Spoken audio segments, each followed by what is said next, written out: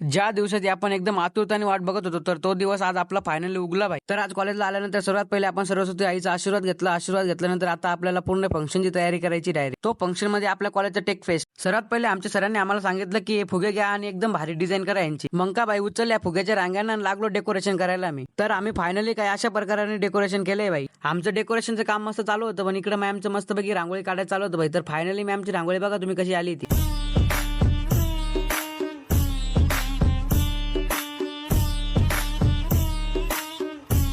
तर रांगोळी कशी वाटली ती आपल्या कमेंटमध्ये सांगा तुम्ही नक्कीच. तर आम्ही चाललोय आता आपल्या कॉलेजच्या पार्किंगकडे कारण की आम्हाला सरांच्या गाडीमधून डेकोरेशन सामान आणायचे. गाडीमध्ये जे जे डेकोरेशन सामान होतं ते आणलं भाई आम्ही इकडे. तर आमचे मॅम ते डेकोरेशन बघून एकदम खुश झाले होते बाबा.